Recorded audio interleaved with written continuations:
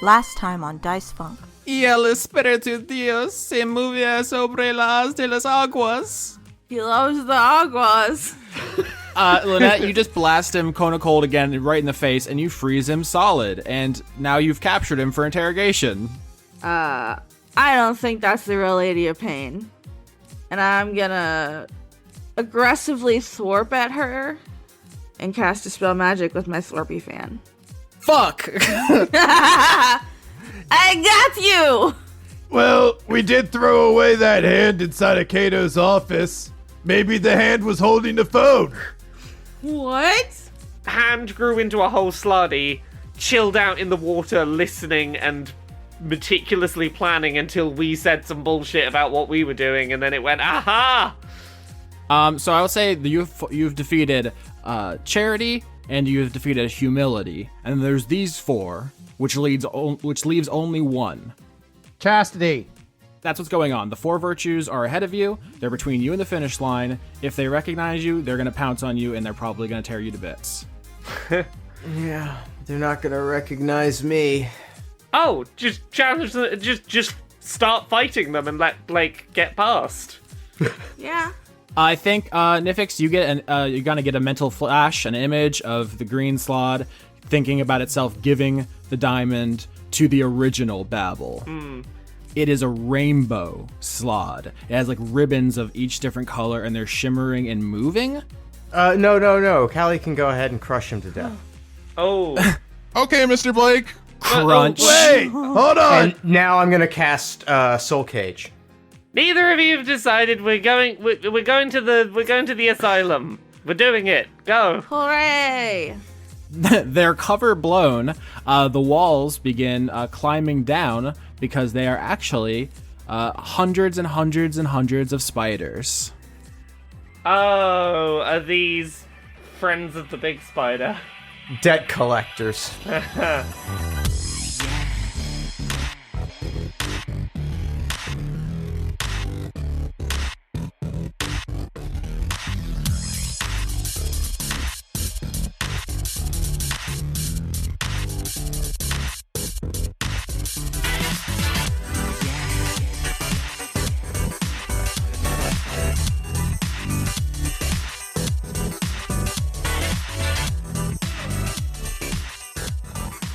What's the target audience of our show? Nobody. People who are slowly losing their minds. I was gonna say like horny nerds, but that's okay. So we're taking this journey into insanity together. Do you like memes? Do you like being horny? Are you nerds? Are you sad? Come join us as we lose our minds. I'm sad roused.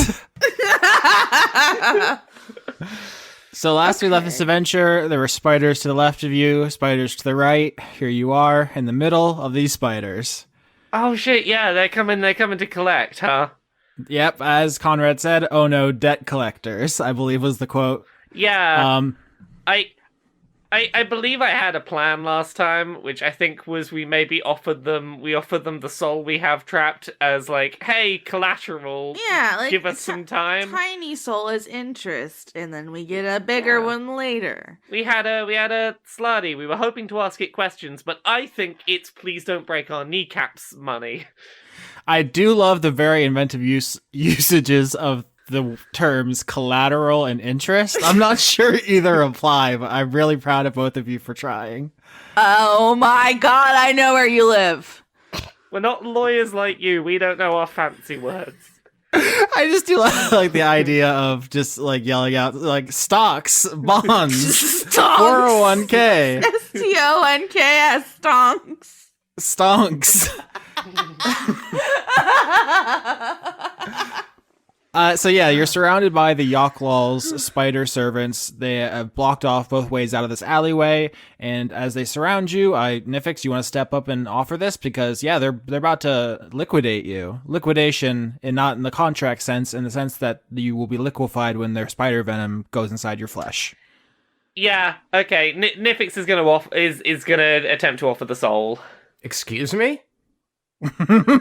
Yeah. Blake's got the diamond and he's got the soul. He's rolling in it. Y'all are just his peasant helpers. If Blake is going to push back on this, Nifyx's response is just, do you have a better idea? Yeah, I had a couple of better ideas. But you killed both of those. Maybe just get over it. Hey, Blake, in this moment, right here, right now, do you have a better idea? Oh. He looks at Nifyx. He looks at Cordelia. Looks back at Nifyx. Back at Cordelia. Does a deep, heavy sigh. I mean, some of us didn't let other people get stabbed by beetles, but whatever. Blake's just, he is inhaling as he hears this. Blake is right to be grumbly about past experiences, but Nifyx is pretty confident that Blake doesn't have a better plan right now. So continues with attempting to offer. Yeah, and he just offer the soul. Sets the cage down and looks at the spiders and crosses his arms. Yeah, I like this very petty squabbling between you as the spiders close in. They're like crawling up your legs and onto your arms, and you're like, all of you are slowly getting spiderified as you're just like, oh yeah, well, whose fault is it that this happened, huh? And this like right before you're overtaken by spiders, Blake just harumphs and puts the cage in the mass of arachnids, and they swarm all around it. We're like a D&D soap opera.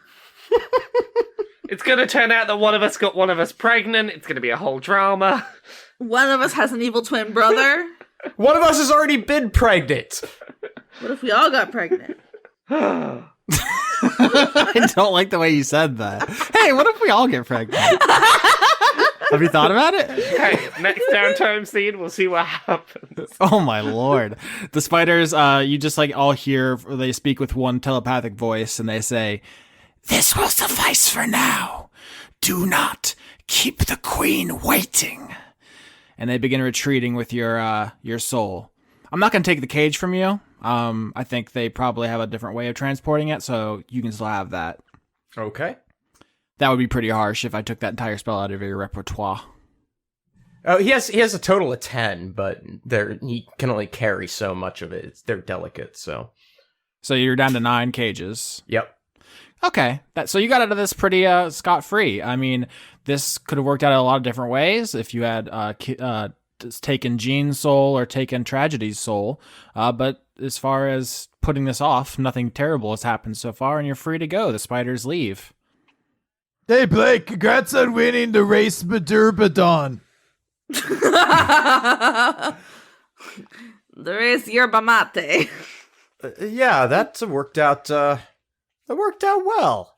I never really thought about racing as like a thing I could do professionally. You could drive those really fast race cars down the sides of cliff tops that only have a little bit of road. And then you put speed boosters on them. And then throw turtle shells at each other. Is this going to be what you do when you retire, when you have the money that you need to do the things so you have all your days to yourself? Are you just going to become a professional racer? Is that it? Yeah, it's a lot of pressure. Yeah? Yeah. What if you just drove really fast by yourself, so there's no pressure other than you just gotta drive fast? Yeah, I don't know. I worry that I'd, get into an accident. And, it feels weird to, drive really fast and wear a seatbelt at the same time, but it's just the right thing to do, you know? Well, how about, you only drive really fast in places where you can shout pineapple and then be safe? Calliope says, Or you can have me there and I can heal your wounds like I did in the race. You have small child now? Is this child coming to live? No. Oh, I don't think she's gonna live with us. She's just coming to the asylum, which, on reflection, is maybe not the best place for a child to be. Why are we bringing the baby to the asylum? I'm going very Mario. I don't know. She asked. Mr. Man said I could come. Don't call him that! He said I'm not allowed to use his name. Mr. Man sounds weird. Call me Eric. Just call me Eric. That's fine. But your name's Blake. What if his name is Lake? Yeah, what's up with that, Blake? I just, one of those things, I don't like the way a lot of people have been nosing around us. So I'm just trying to keep a lower profile than usual. As you say that, you like exit the alley and you're back on the street, and people are like, "Hey, isn't that the guy who won the race?" Yeah, let's all follow him for the next 24 hours. See what sort of stuff he does with his winnings. Yeah.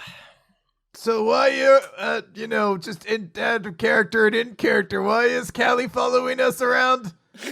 Literally because she asked.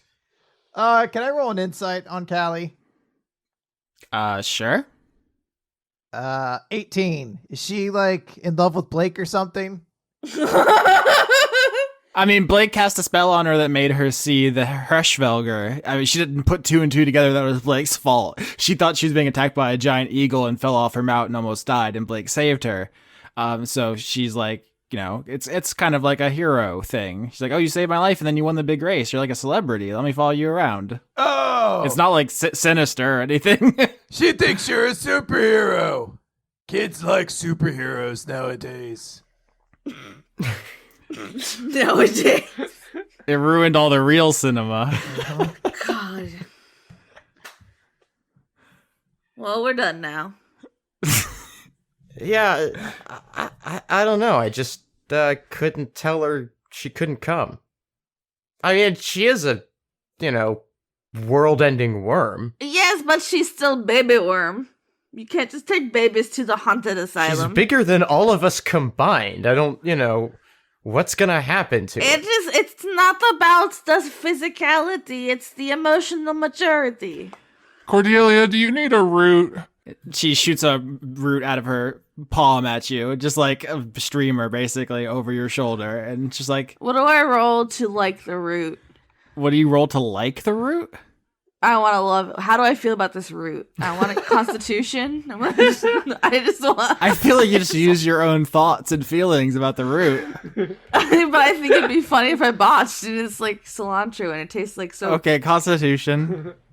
It's gonna be a bomb and I'm gonna be dead.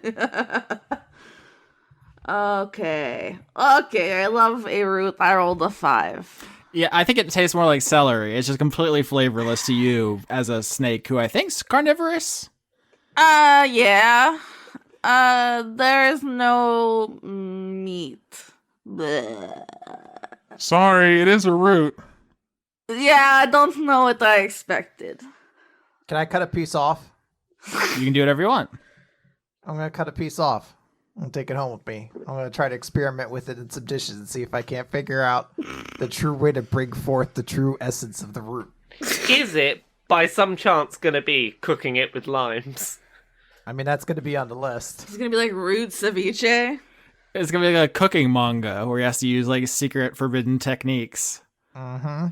Which is an entire subgenre. I don't know if people know that. There's like a whole thing. Listen, I have read a good share of cooking manga, and they are great fun. Yeah. On that note, the group finally makes it to Gatehouse Asylum. I don't know what you were expecting. In fact, Cordelia just referred to it as a haunted asylum, which is jumping to a lot of conclusions. As you reach the building, you see that it is undergoing some renovations. There's some parts of it that have like scaffolding around it and people working outside doing various jobs. But the main part of the building is incredibly modern, incredibly clean and stylish. It's got like a fresh coat of paint. All the shrubbery outside is immaculate. It looks really nice and welcoming. Things can be welcoming and still be spooky because of the people inside. I'm just saying. Okay, well, let's go meet the people inside. You walk in, and there's a waiting room where people are sitting around waiting for visitation or consultation or whatever various things you can do at an asylum. One of them you recognize immediately is Anastasia. Oh, hello. She looks up from, I think, her newspaper. She is wearing a combination of like workout gear, like Under Armour stuff, and also she has like metal boots and a metal helmet on, like a medieval knight, because all of her looks are a weird combination of just hanging out and ready to go murder a lot of people. She's sitting in this waiting room. She has a newspaper. She's trying to look inconspicuous because she's spying on this place for you, and you walk in and immediately just say, "Hey," and everyone looks over. Oh, wow. It is so nice to see so many people trying to take back control of their life. I don't recognize any of you, but I'm proud of you all. Blake's just got a face palm happening. It's just. I forgot she was spying. Yep, you asked her earlier in this season to look for the virtues, so that's what she's been doing here. But Some of us have been stabbed and don't remember things because stabbed. You just gotta blame everything on this stabbing. I've been stabbed like 5 times. Hold on one moment here. And King's going to get face to face with, I want to call her Agatha. Oh my god. Renowned author Agatha Christie. And I'm going to stare deeply into her eyes and roll an insight to see if she is a slotty. 25. wow, that's very good. I would say from the scent of stale nacho cheese, you know it is Anastasia. It's you. I had to be sure because we found 2 slotties impersonating Kato and Sharon before, and then we threw one off of the sky thing, and I don't know what happened to the second one. As a player, I'm just writing down on a piece of paper in front of me right now, check every NPC for slotty. Yeah. So I guess the party sits down in the waiting room as incognito as possible to talk to Anastasia, who looks over the party and rolls her eyes theatrically, but doesn't say anything. I want to juggle sodas. Oh, okay. King has taken all of the heat off of you. That's all anyone can watch. Psst, hey. Hey. So, what's up with the angels? Is this place haunted? I mistrust any medical facility inherently. I'm sure there's a backstory for there. I mean, you're a serial killer. Never mind. I feel like that might have actually explained itself. The backstory here is the security is really good. I can't get in. I've been trying for a little bit now. The only way to open the door is the receptionist lady behind the magical barrier, and she gestures towards her and says, I don't know any other way past these wards without, summoning every cop in the city here. So good luck getting inside. But there's definitely a virtue in there. I feel like there's an obvious way inside. Can we get the Baker Act? So the Baker Act, for listeners who don't know, is a law in Florida where the police can involuntarily commit you to a mental institution without due process. It's happened to my mom. It's happened to my friends. There have been times I thought it happened to me. Yeah, it has equivalents in other places too. To Baker Act is a verb which has been adopted in other places to refer to it, but it comes from Florida. Longtime listeners of my work know that my mom escaped from a mental institution and last I checked is currently on the run. So that's a fun fact about me. The world is crazy. Laura's like, how do I even handle it? Austin laying it on heavy. Escaped, though. That's kind of cool. Yeah, the last time I saw her, she kicked the window out of a cop car.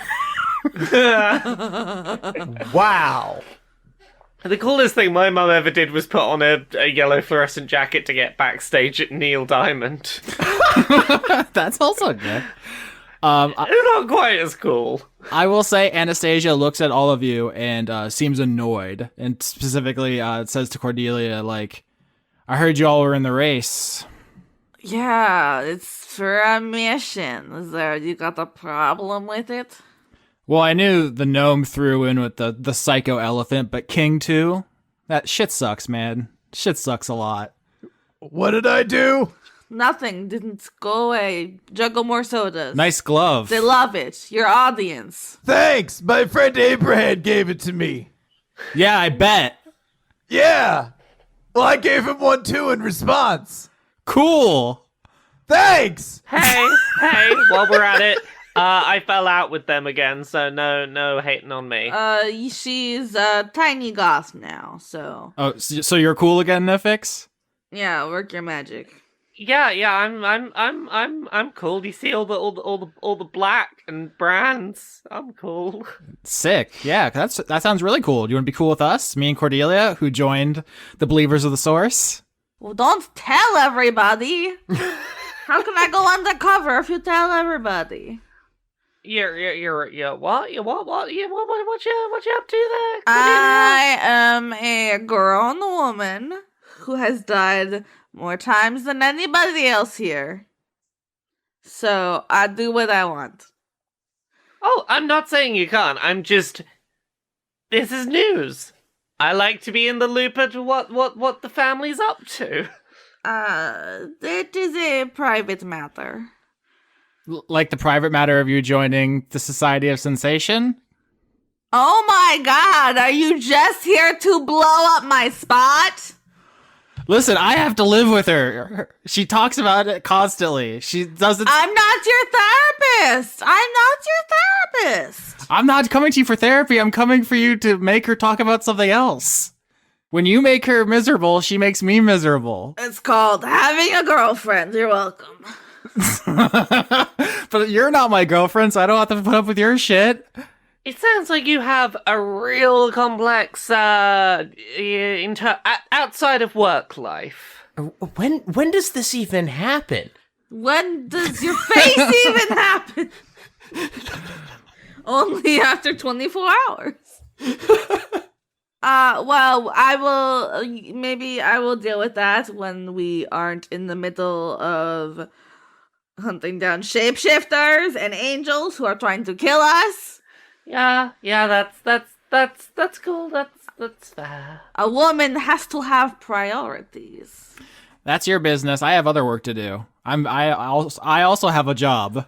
Okay, have fun. Thank you for the intel. Hey, listen, could you do me a favor and ask what she would do about all the scales that Cordelia just leaves around, like, the house? She turns them into mixed media art projects.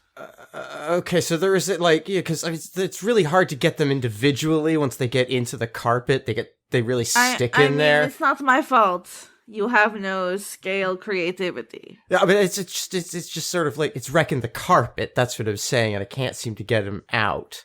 And this is why we should have tile, like I have been saying. Well, it wasn't really a problem to have carpet. Cordelia, you've done nothing but start shit for half an hour. The goose game made me too powerful. Hey, I have a question. Hey, King, are you gonna call me Anesthesia again? Well, that's your name, isn't it? You know what? I don't even care anymore. What's up, buddy? So did you find a new Megatron? Yes, of course. That's one of my main jobs. I work for the Believers of the Source, but I mostly just volunteer at the Foundry, and the rest of the time I work in heaven. Who is it? Who's the new Metatron? Do you guys not read the newspaper? There's newspapers? Nah. What's reading? Time and space are weird. The new Metatron is Father Greer. Who? He's like a big dragon with tentacles. Do we have to kill him too? No! Oh, no, absolutely not. He's a saint. Oh. Okay, good then. Okay. I feel strangely drawn to this person. I have no intention of showing Objectivist on screen. I just thought that would be fun to acknowledge. My sweet child. I've got a question about the place where we currently are.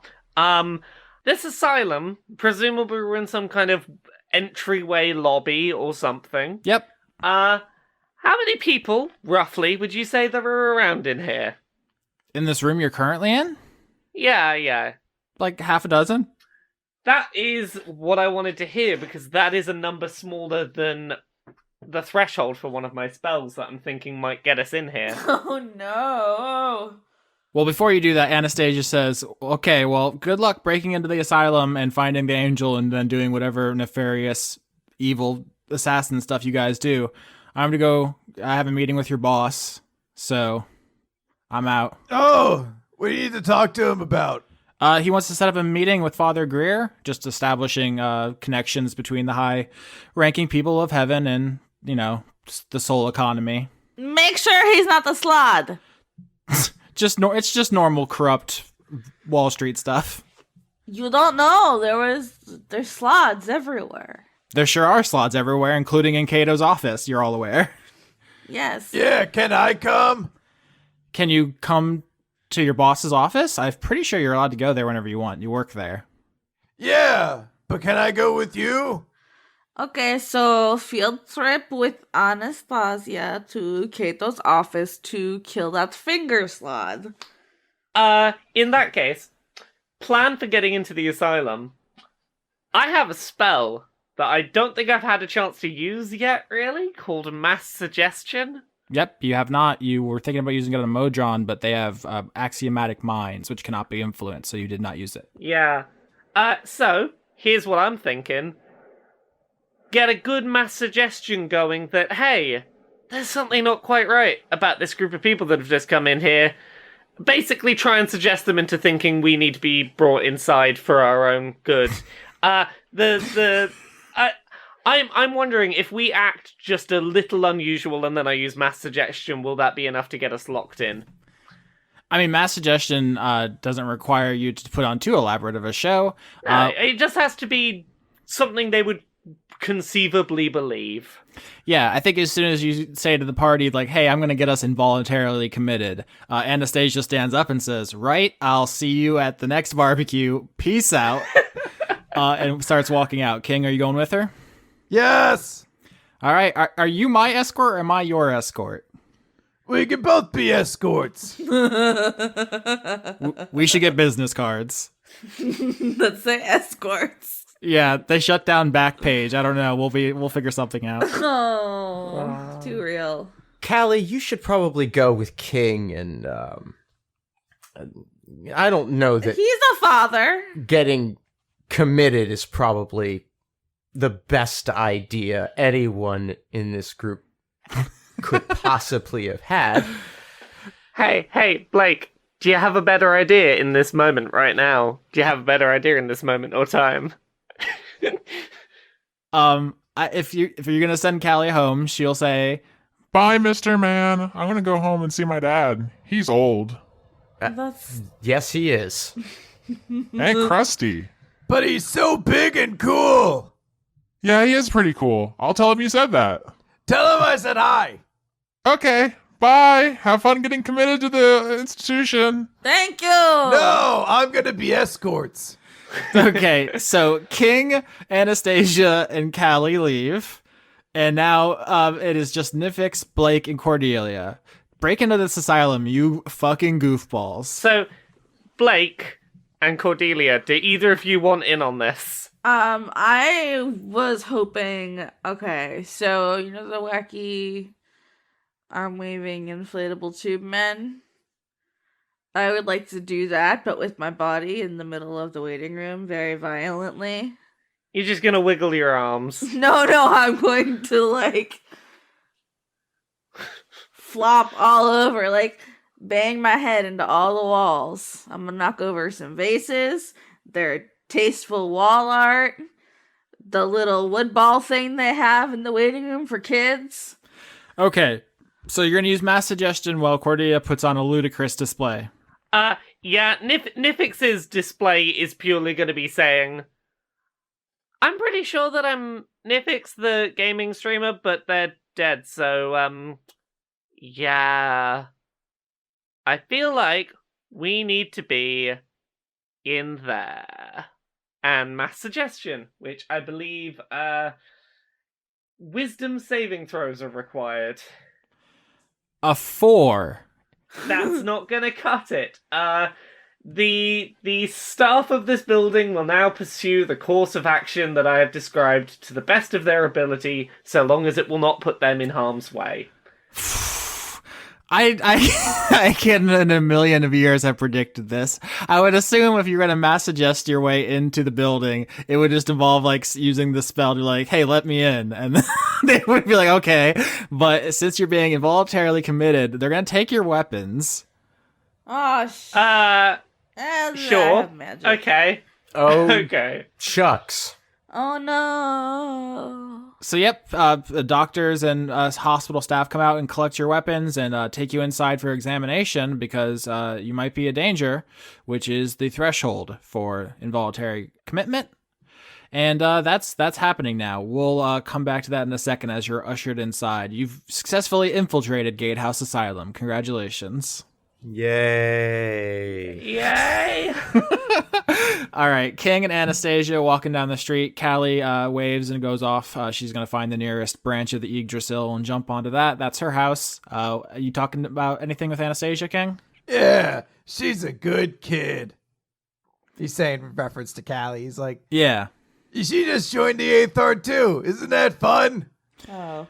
She seems nice, but her family... her family are a bunch of dirtbags. Am I allowed to say that? Really? Her dad was really cool. He's super big and he likes eating the roots. Yeah, and they also want to kill the tree that holds all of existence together, which would probably destroy everything you've ever experienced. Yeah, but don't trees grow back?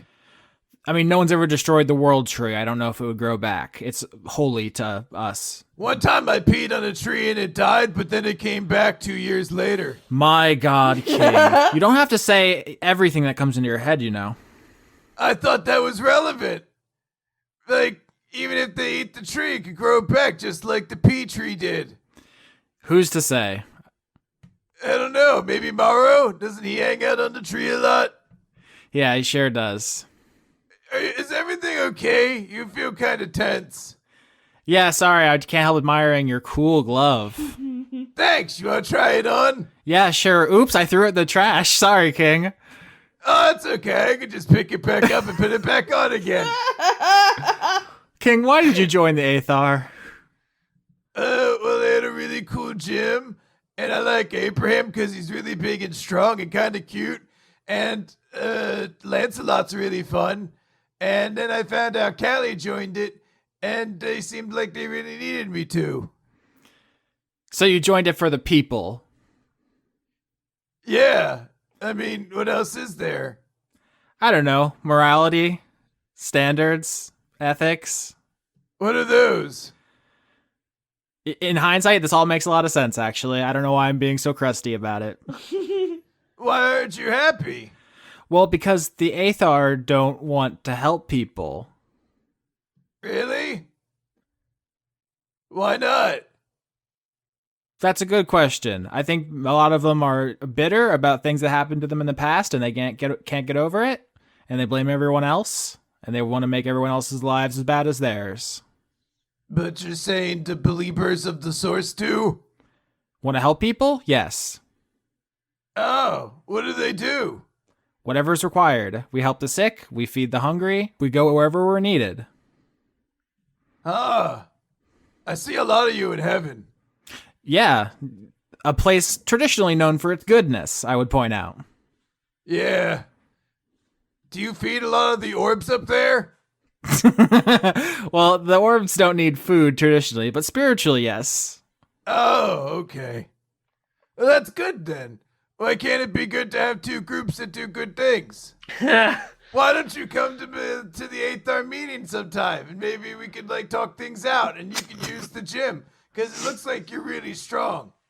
King, I'm a Valkyrie. I can't go to Aethar meeting any more than a fire elemental can go for a swim in a pool.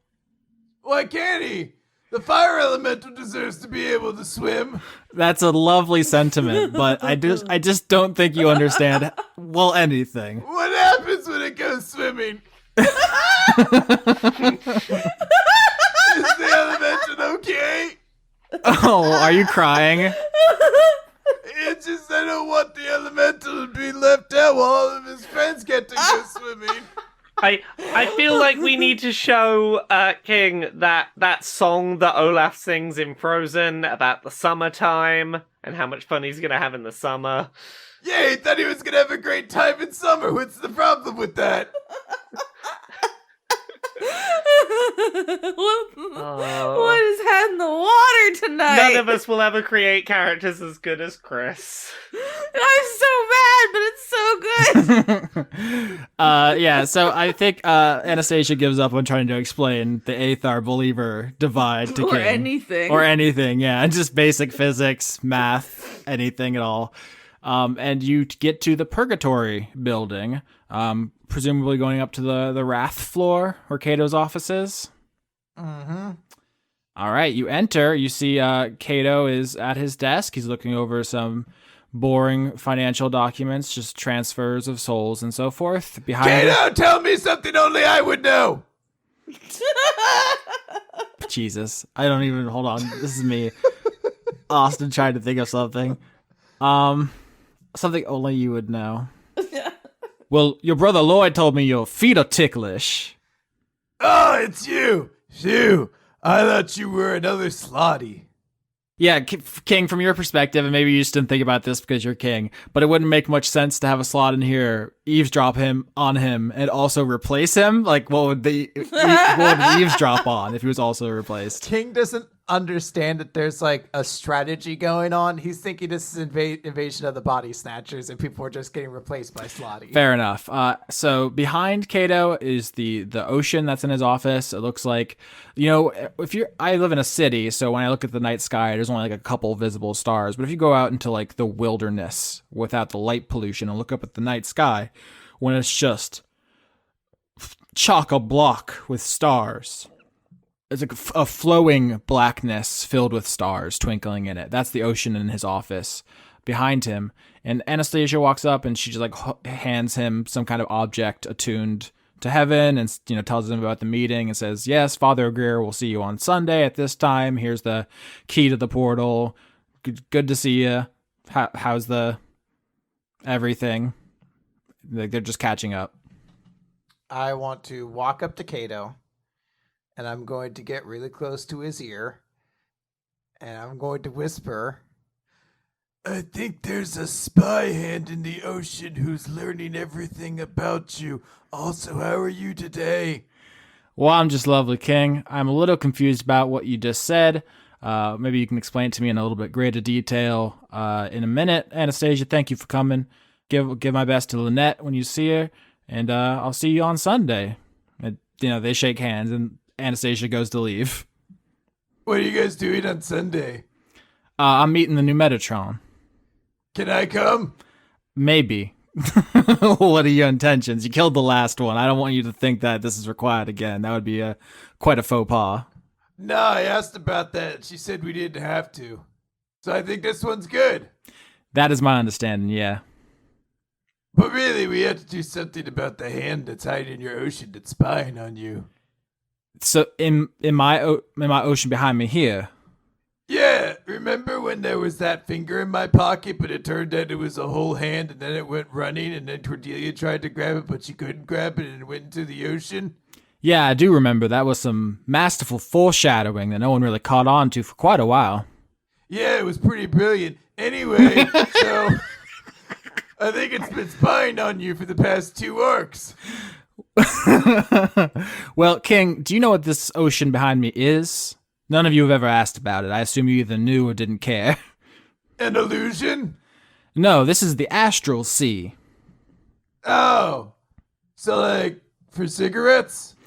Oh boy. No, the Astral Sea is the kind of the flow of material between planes. The astral plane is the think of it as kind of like the styrofoam peanuts in a package, but between planes, because every plane is kind of like a self-contained bubble on the world tree. Some are in the roots, some are in the branches, right? But between them, there's just the flow of stuff. That's the astral plane, and the astral sea is the material that moves kind of like a sea. You can sail on it.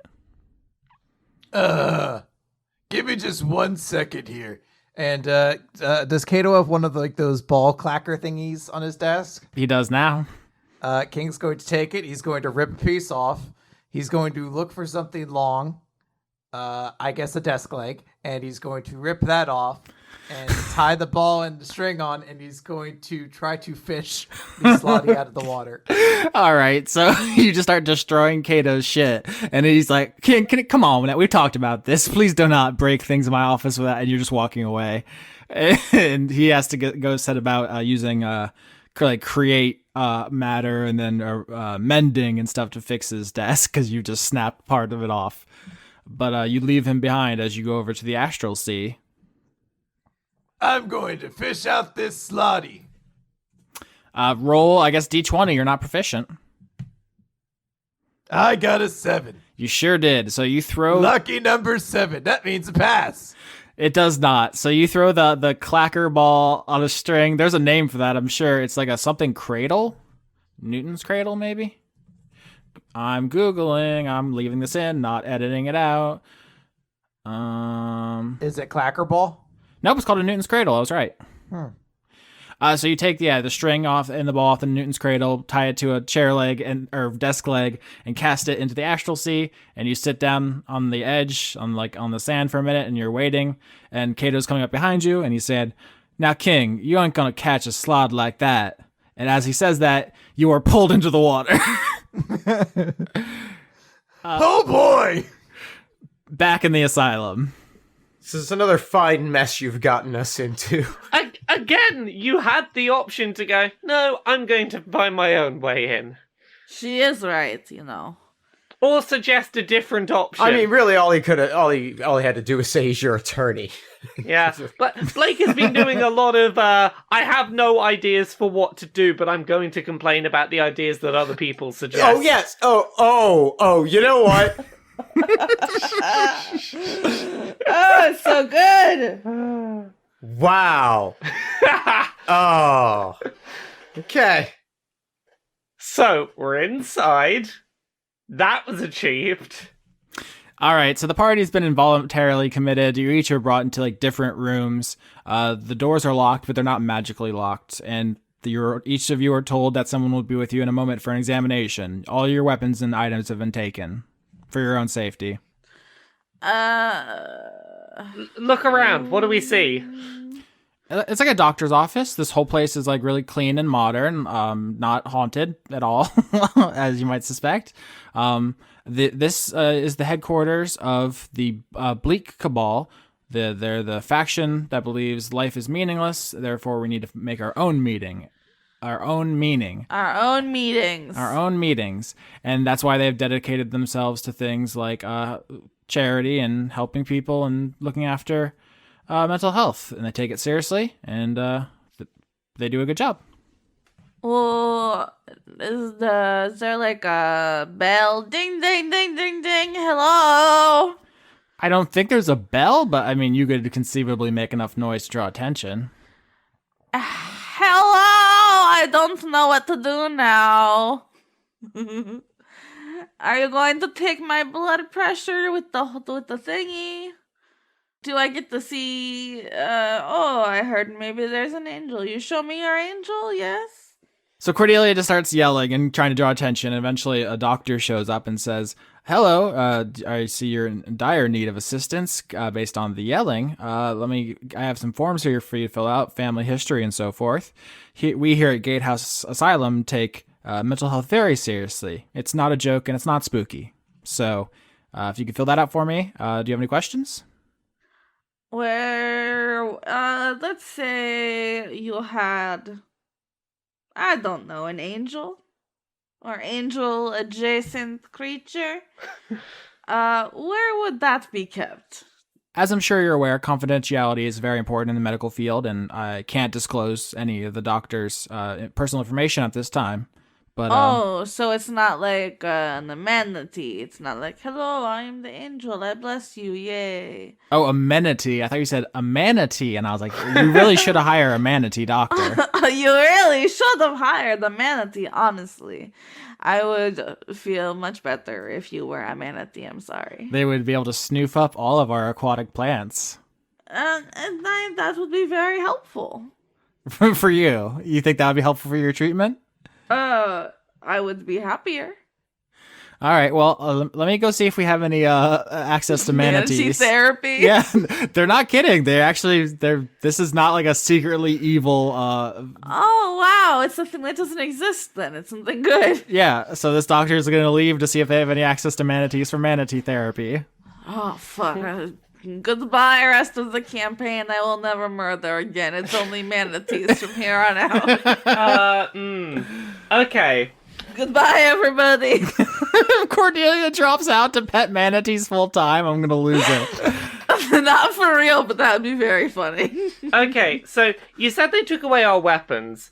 Did they take away my games console that is my spellcasting thing what I use for do spells? Yeah, they took all your personal items for now. Okay. I was hoping because that wasn't immediately obvious as a weapon, I might be allowed it. I'm basically trying to work out, can I do any spells while I'm in here? Not if they have the material component. If they're only somatic or vocal, you can. I didn't think about it until now. I have a strong feeling nobody really thought about what the consequences for being involuntarily committed were. Oh, no. Blake's aware. Well, then why didn't Blake say something? And or suggest alternative plans. Oh, this is vacation time right now for Blake. I don't think you understand.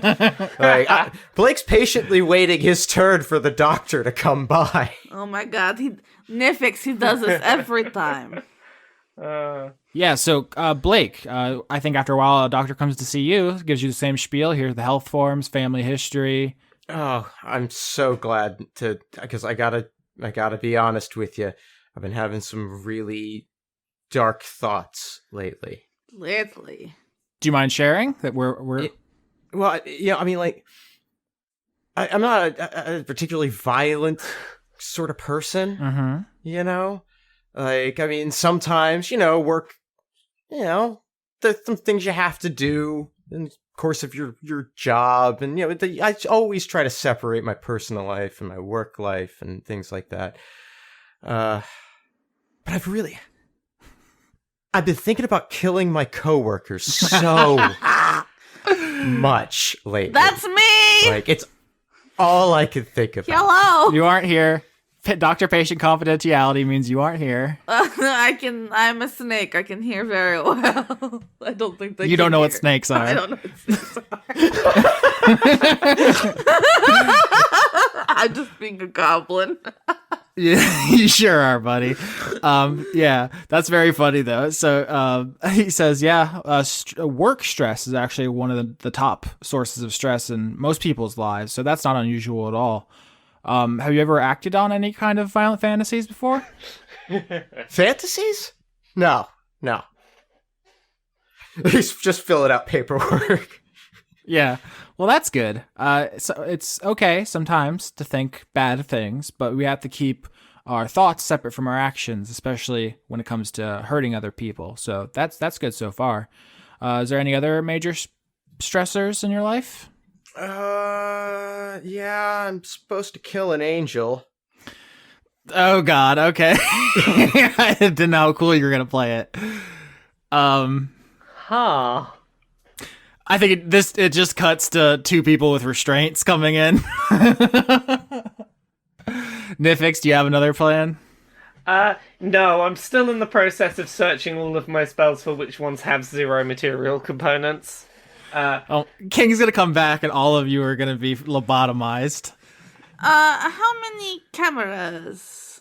What is this surveillance like? Why don't you roll perception that for just like retroactively, like while you're being taken through the asylum to have scoped it out. Cool. I love to scope. Crit! Nice. Cordelia, there are only cameras in the public areas because of, once again, patient confidentiality. They can't film people in like private areas. Everyone is entitled to certain privacy. So you, let's say with a crit, you'd know exactly how to move to go undetected if you get out of this room. Acid splash. It's only vocal and somatic. So, can I acid splash the handle? Sure.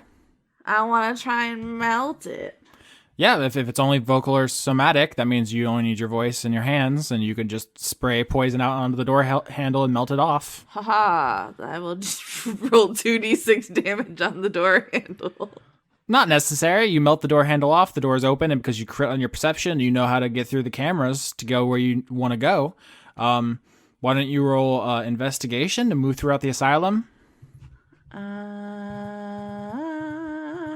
rolled a 9. Yeah, that's not very good. I'd say that since you're pretty close to where they took Nifyx and Blake, you can figure out where their doors are, but you also can hear people struggling with Blake in his room. Okay, I'll come back for him later. What did I say? Sorry, sir, but you have stated an intention to do a crime, which is under sigil law. We actually have to detain you now. What are you talking about? You said you were going to crime? You said you were going to kill an angel? No, Angle. Kill an Angle. I'm a journalist. Oh, roll deception, you son of a bitch.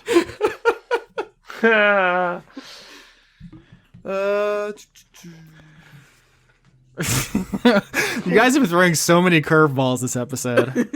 I'm glad you're enjoying it. That's a 13. Yeah, that's good enough to keep them from immediately taking you, because it might be a violation of your rights if that was a misunderstanding. So they stopped trying to restrain you for the moment. Cordelia, you can melt the lock off a Nifyx door, and you guys can join up together if you want now. Do it. I'm doing it. While waiting to be potentially rescued, have I been provided in my room with perhaps some craft materials or something? Crayons. What are you trying to do? I'm trying to do another thing I've never done with Nifyx, which is I have an ability called Tinker. Yeah, Well, that's the kind of gnome you are. Yeah, You actually did. You built a fishing net in the fishing contest with Scarmiglione. You're correct. I don't use it very often, though. I was wondering, did they give me any craft materials that I can potentially try and construct into a tiny little device of some kind? Yeah, sure. You'd roll with proficiency because you're proficient with tools. So if you want to roll to make something. Where's my proficiency? Right. 11. All right, you can make an average item. What are you trying to make? I'm trying to make something that I can use as a spellcasting focus in place of my missing games console. Yep. And So describe what it is, and I'll say it'll work for a bit before it is destroyed by the overload of magic, because it wasn't made to be a focus. I feel like it's going to be the low-tech equivalent of a gaming handheld, which is one of those like little tilt games that you play with the little ball bearings, where you sort of have to tilt them to get them into the little sort of depressed holes in the back of the board. You're just sort of you're essentially tilting ball bearings around. So Yeah, it's the kind of game you find like a doctor's waiting office, which is why it's here. Yeah, so Nifyx is gonna do her best to put one of those together that can be used to, when the ball bearings fit into place, do some magic. All right, you craft a temporary spellcasting focus as Cordelia melts your door handle off, and you have rejoined. You can ditch Blake and go find the virtue, or you could try to rescue Blake from his situation. What would I roll to find extra lab coats and such to dress up like a doctor?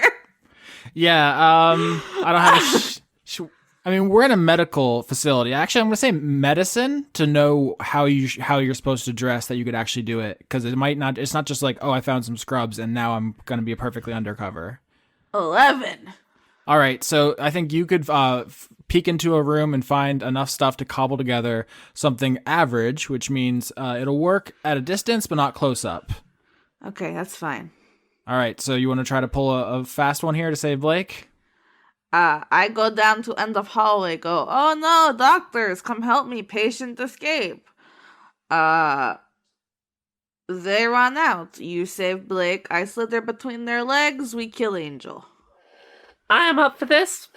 The only alternative solution I had was I do thunderclap, make a loud noise, they go running for it, and then you can go in the room and they won't see you close up because they'll be elsewhere. Oh, I like that better. That doesn't put me in the line of fire, so I mean. Lovely. Okay, so Nifyx is gonna try and get far enough away to make a thunderclap that just sounds like something has fallen over and needs dealing with right now. And then I will acid the door handle. Yep, this sounds like a pretty solid plan. So Nifyx used Thunderclap to create an explosion down the hallway to draw attention. And then get away very quick so I'm not seen out of my room. Yeah, the orderlies leave Blake's room to go check on that disturbance. Cordelia melts the handle off, and Blake, you're free. Oh, okay. I mean, I was gonna maybe try and get free run of the place, but sure, what the hell? This works too. I mean, we can get free run of the place. There's no cameras back here. Fair enough. Cordelia's dressed as a doctor, and she knows what the cameras are. She's on like several steps ahead of the game right now. All right, well then, lead the way to our angel. Why don't the group make survival checks to find this person? Track them. 8. 9. 20! There we go. So Nifyx did crush it, but the group fails. So you're going to wander these hallways trying to look for this virtue, and you turn one corner and you see some people who are, coming to check out the thunderclap, and so they've cut you off, and you're gonna have to confront them in some way. Think about how you're gonna get out of this when we cut back to King. Yep, King, you are pulled into the astral sea. If it isn't water, it feels kind of like water, but you can breathe it. You're not drowning, even though this stuff is like, it feels like a wetness on your skin, and it can be sailed through, Kato said. So it acts a lot like water, but you're not drowning. You're not in danger, but you're pulled. Oh, turns out, baby, I'm part alligator after all. And you're pulled deeper and deeper under the water, and you can feel the presence of something around you, but you can't see it. Hello. Hello, King. Hi, who are you? I'm the one you call Babble. Hi, Babble. You're talking. Yes. Most of the other ones we meet don't talk. We're all concentrating very hard on this moment in time. When we're all separate, doing our own thing, it's hard to concentrate on any one conversation. You mostly only get snatches of subconscious and unconscious thought, like neurons firing in a brain. I don't really get it, but it all sounds like you're working really, really hard. We really are. What are you trying to do? Well, that's a long story, King. Are you sure you're interested? Yeah, I've been wanting to talk to you guys since the first time I saw you. Oh, yes, in heaven. I remember you. Yeah, I wanted to fight because you seemed like you'd be fun to fight. But now I'm kind of just curious about what you're all about. It's funny. In a way, you are almost another one of my parents. You cut me free from the red slod. So I'm your daddy? In a way. Oh, I'm a dad, extra dad. You actually feel like arms around you. Are they gentle arms or violent arms? Closer to gentle, yeah. Okay. It's an embrace. I will embrace with a loving fatherly hug of my own. So, King, now that Babble has embraced you, I think you get a better look at him. It's a slot, it's a toad, but with the same skin tone as the astral sea, like black with stars across his skin. He perfectly blends in with the water around him. You would never in a million years be able to spot him, but now that he's literally holding you, you can see him. And as you're embraced here, he says, "What do you want to know?" Well, I want to know what you guys are trying to do, because I have a mission to kill all of you guys, but I don't know. I've been starting to rethink killing everybody I'm told to. And you guys seem fun. That's quite a compliment coming from you.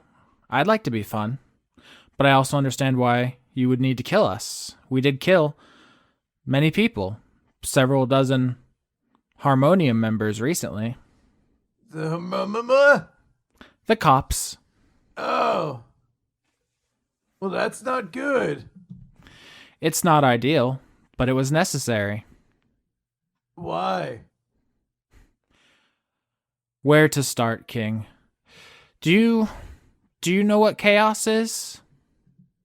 Kind of like when somebody flips a coin, but then you punch him in the face. That is a good example of chaos in the colloquial sense. Chaos isn't quite that, though. When most people say chaos, they mean randomness, unpredictability, but that's a metaphorical use. For example, if someone says, "This is hellish," they don't mean it's like hell, they mean it's bad. If someone says something is heavenly, they mean it's good. They don't mean it's like heaven, the place. And when someone says something's chaotic, they don't really mean chaos. They mean it in a metaphorical sense. They mean randomness and unpredictability. Chaos is the beginning of the universe. Does that make sense? Sure, like when everything exploded. Exactly. The Big Bang. Before that, all that existed was chaos. That's the true meaning of the word. The only thing that existed at the beginning of time. So, if you guys are made of chaos, were you around then?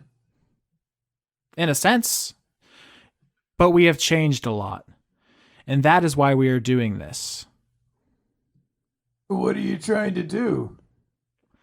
We're trying to get back to the way we used to be. When we weren't trapped in this comical toad form. The jesters of the universe. Being just random. And not truly chaotic. I don't think it looks jesterish. I think you look cool. Your skin's shiny like a star map. Thank you, King. However, it's not just the aesthetics. We've been cursed to be like this, to look like this, to act like this. It wasn't always this way.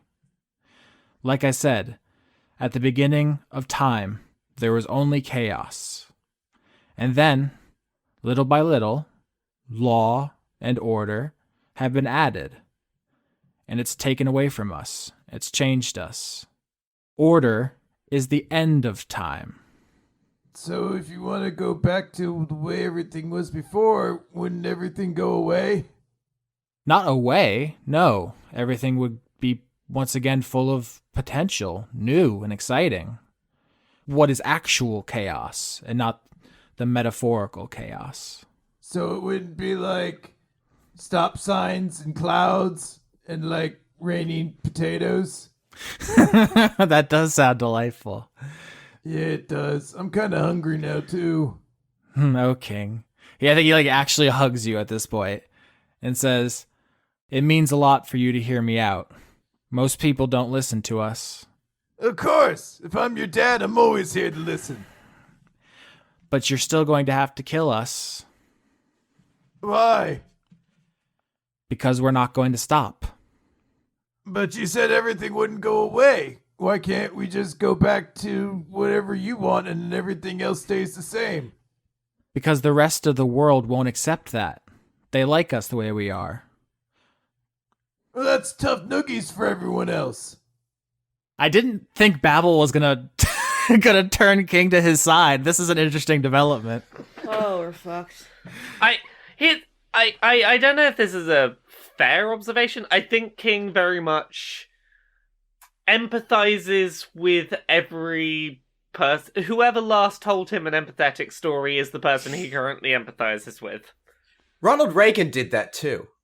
And I don't think that's necessarily a fault. I think it's beautiful, King. Sorry, talking about King. I think King's level of empathy to people who, are honest with him is a beautiful thing. But I don't necessarily... he's very much, this person is sincere right now. I will... Theirs is now the direction. Why don't we talk it out with my boss? Maybe he'll have some good ideas. He's really smart. Babble says, "I have listened in on Cato for quite a while. I know how he thinks and what he wants. He would never allow the drastic change that we require." But what if we talk to him? I wish everyone was as empathetic as you are, King, but that's not how the world works. Most people make their mind up, and they just don't change it, no matter how you explain it to them. Well, they're stupid and wrong. I don't know. I'd like an awful lot if you tried to explain it to them and change their mind. But I won't hold it against you if it doesn't work. I understand it's hard. Okay. Do you have any reading material that I can bring back to them? Because I'm going to forget a lot of stuff. I'm sorry, King, I don't. All I have is the history. Well, can you write some of it down on my hand then so I don't forget? Do they make pens that work under the astral sea? I think Babble just hugs you tighter and maybe projects some more exposition into your mind if you need it, and then just lets you go, and it floats down into the sea. Bye, son. Aww. I love you. Oh, God damn it. stop making the best characters, Chris. You're too good. King, you surface in Kato's office, and he's frantically running around on the beach 20 feet further up, and just King, can you hear me? Oh Lord. Oh jeez. Oh beans. Oh King. Did somebody say something about beans? Oh my God, King, are you okay? Yeah, I'm great. I met my son. Oh no, he's got a head injury. We're gonna need a medic. Can I get a medic in here? No, this time I didn't bonk my head. I found the slotty who I cut apart and made a separate person, so he's kind of like my son. Oh dear. Well, come down to my newly broken desk. Thank you, by the way. And why don't you explain it all to me? Okay. Oh wait, here, you can have your fishing pole back. You're just gonna slam it into the spot it was on the desk, ignorant to whether or not it even stays in one piece when he does that. Yeah, no, you've broken it worse now. Thank you. All right, Asylum team. You turned a corner. There are hospital personnel. What do you do?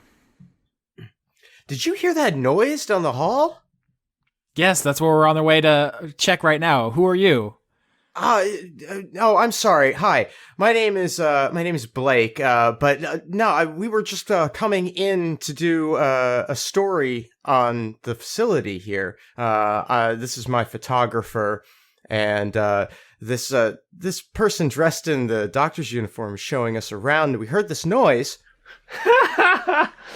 I'm a medical student. Roll deception, you goof. 20.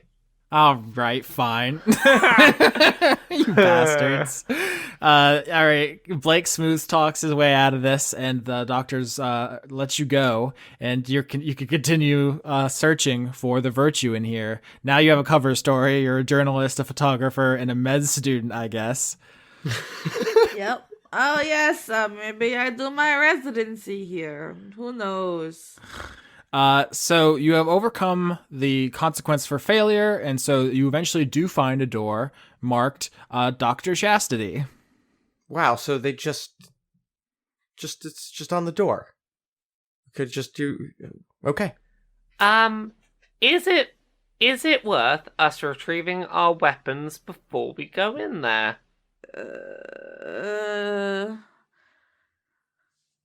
Just knock on door and see what happens? I mean, I'm not gonna be much help in a fight without some form of spellcasting focus. I'm up for plan go get your coin if that's what you think is the best plan. I can do some magic on the way there. And I know Cordelia can stab a bitch. That's not what I'm worried about. With what? That is a fair point. I mean, you're creative. Maybe find something in the room. I don't know, but Maybe I pull out somebody's collarbone. You never know.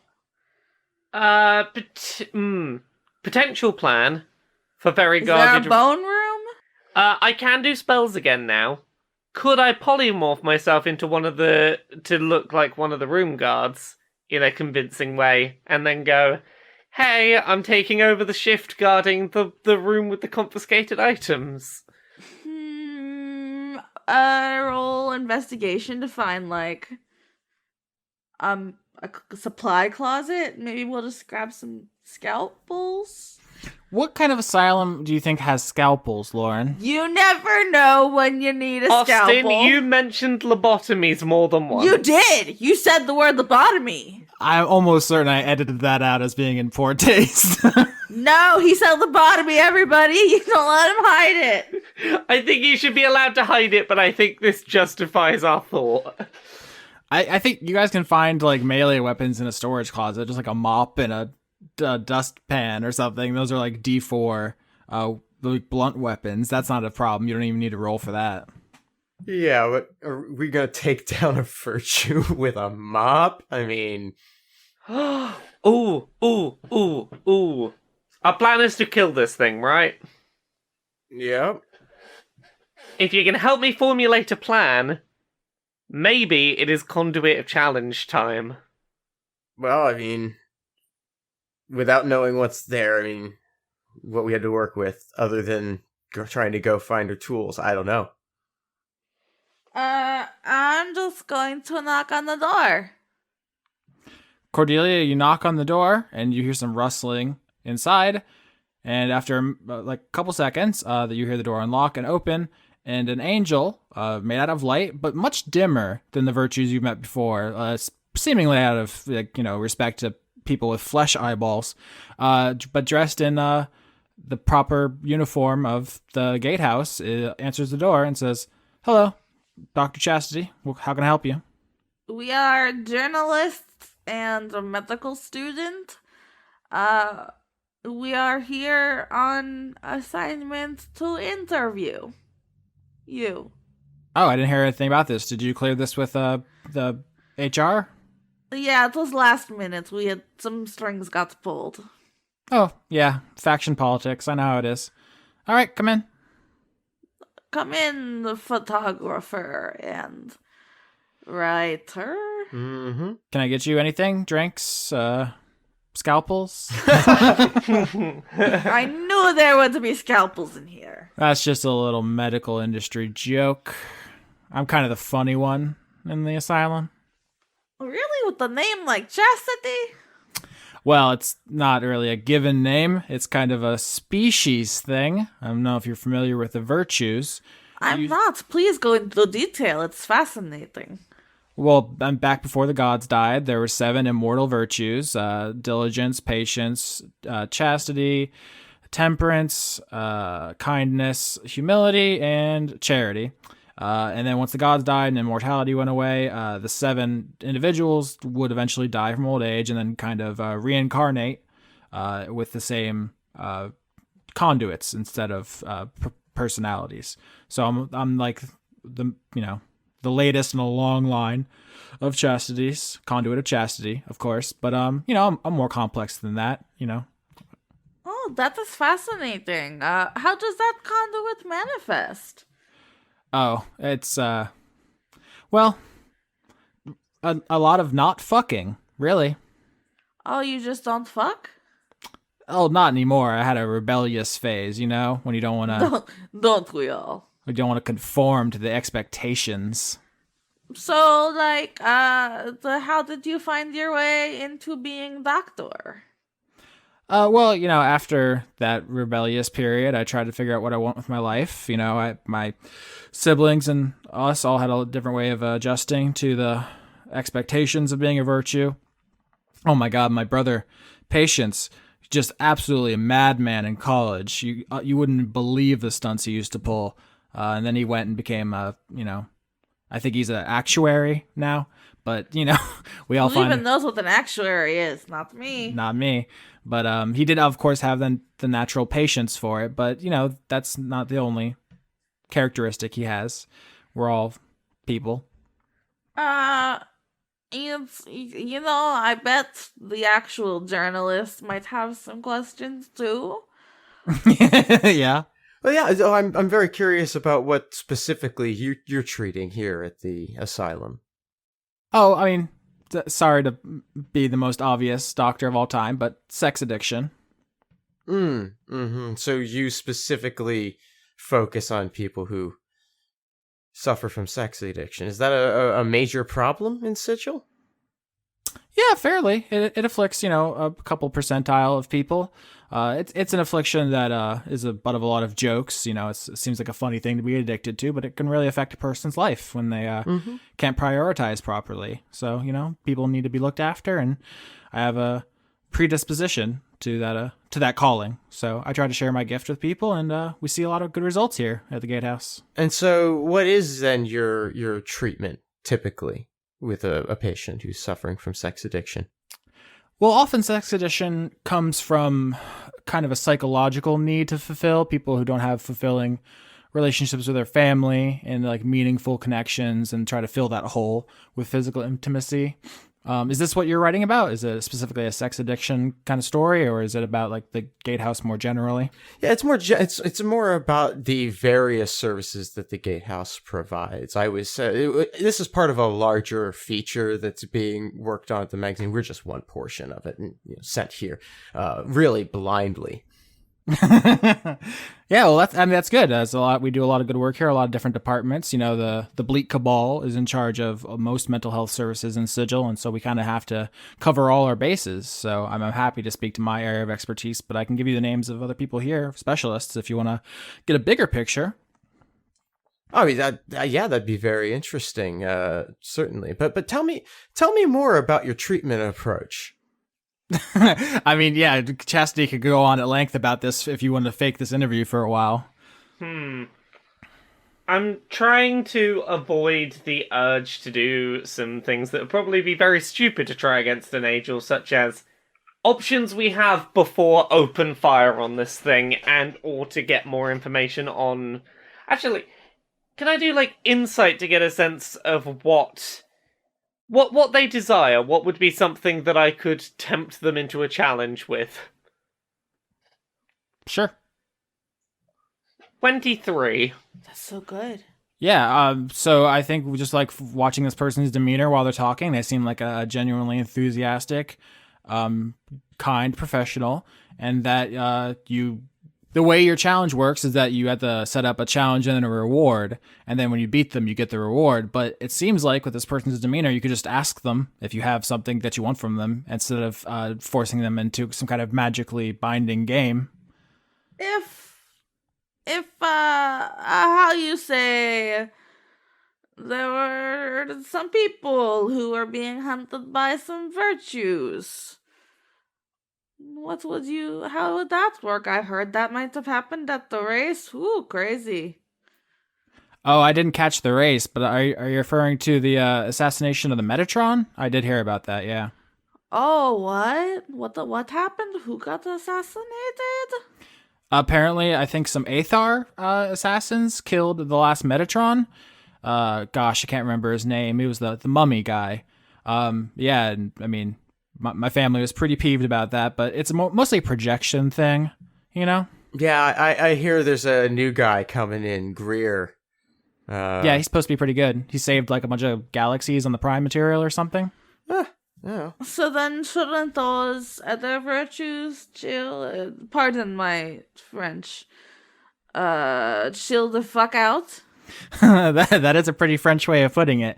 Like I said, it's mostly a projection thing. I don't think they actually liked or approved of the Metatron, but it's a thing they feel like they have to live up to society's expectations. Like I said, we all went through a rebellious phase. Temperance was a problem drinker for many years. And, so once that rebellious phase is over, then we could kind of settle back into a more settled life, a more responsible life. And you feel like there's certain things you have to do because that's what's expected of you.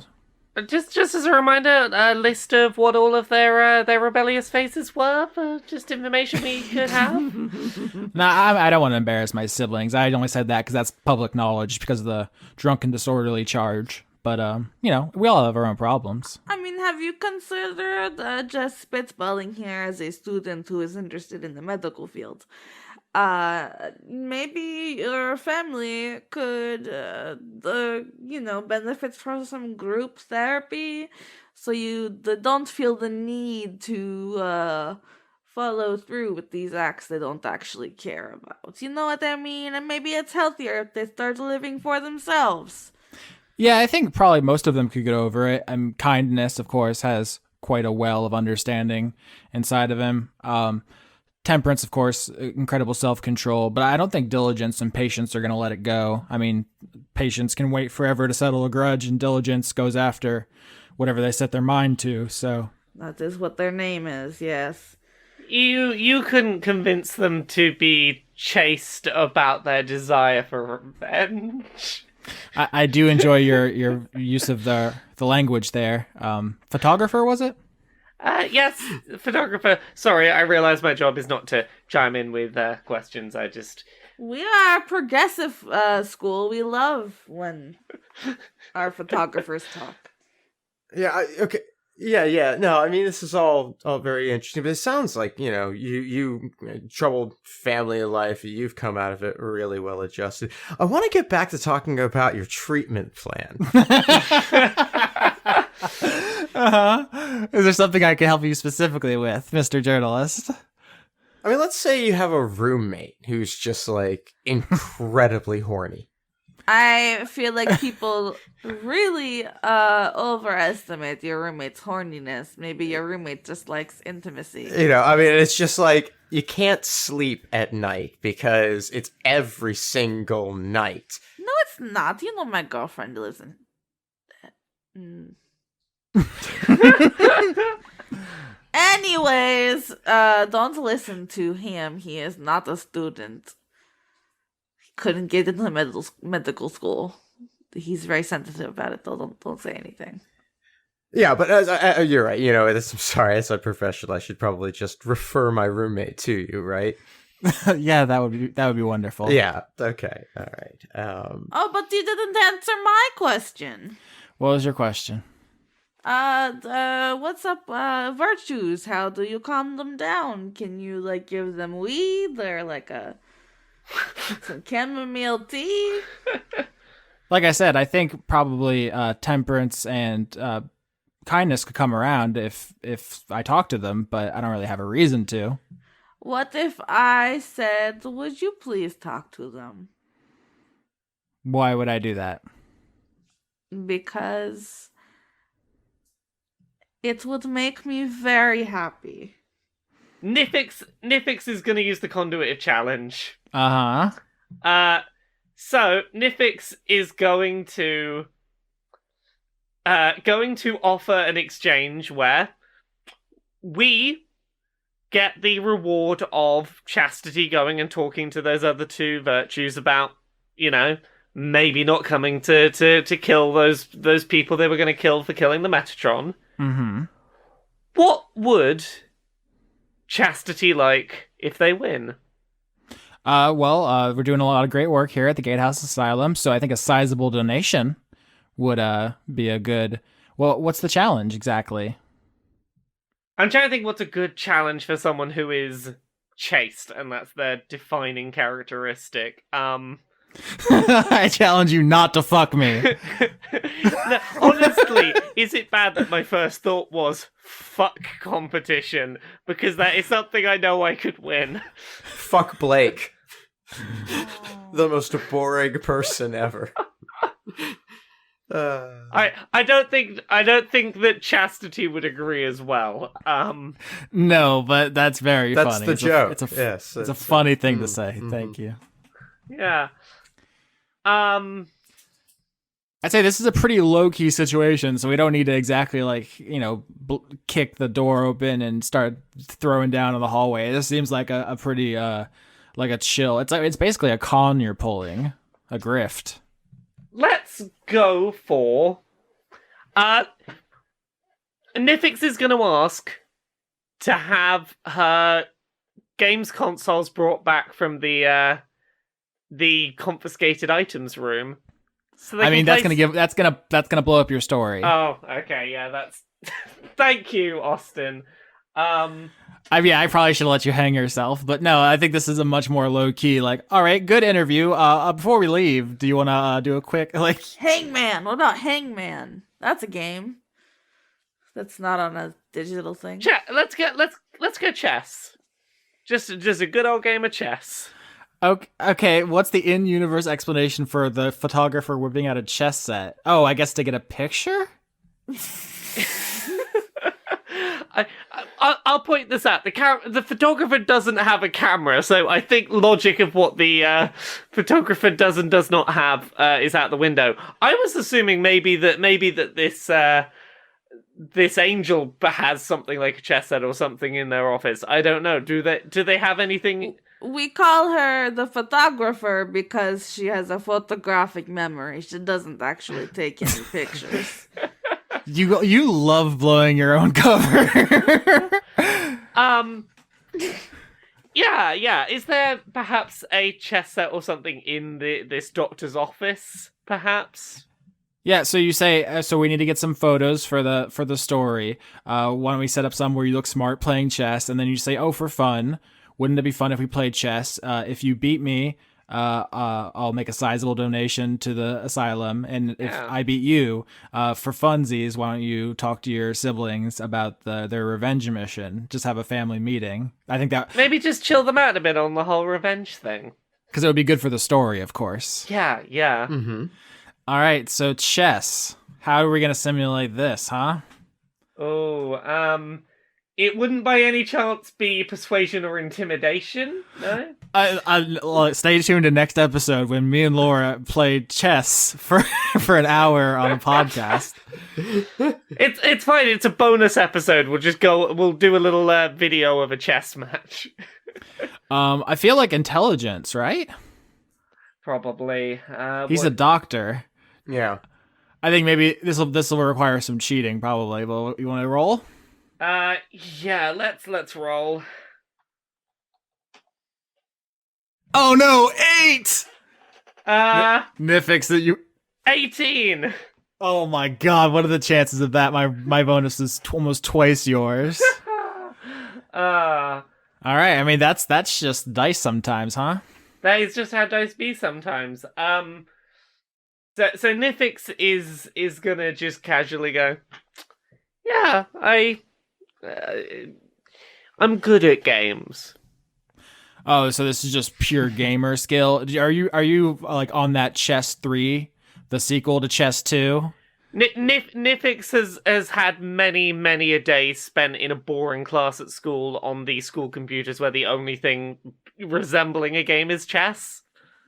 Yeah, so Nifyx, you beat Chastity, and they say, I agree, it would make a good ending for the story if my family, the human interest angle in the story, kind of tied in at the end, and they worked through some stuff. So temperance and kindness will probably not be an issue for those assassins anymore. See, you're putting good out into the world. Healing everybody just a little bit. Healing your patients and healing your family. What a story. Wow. Well, I think I have everything I need. Yep. You've been a wonderful inspiration. Thank you. And we'll make sure to have our office get in touch. We'll send you a copy. Thank you so much. It was wonderful to meet you. As we're leaving the room, Nifyx is just going to quietly mutter, didn't even get to do any fucking video games or get to throw a cool ring over a god or anything. Stupid conduit. Okay. Being grumpy. She's doing a grumpus. King, you just finished explaining what you experienced in the astral sea to Cato. He sits quietly for a while and then says, so what you're saying is, you think the frog is your son? Well, yeah, in a way, right? King, you have dismembered quite a number of people, and none of them are your children. That does not make you a relation. Yeah, but someone grew out of what I cut. You said to me that Babble told you that they are the conduit of primordium, so they're growing all over the place all the time. It has nothing to do with you. Yeah, but that one specifically.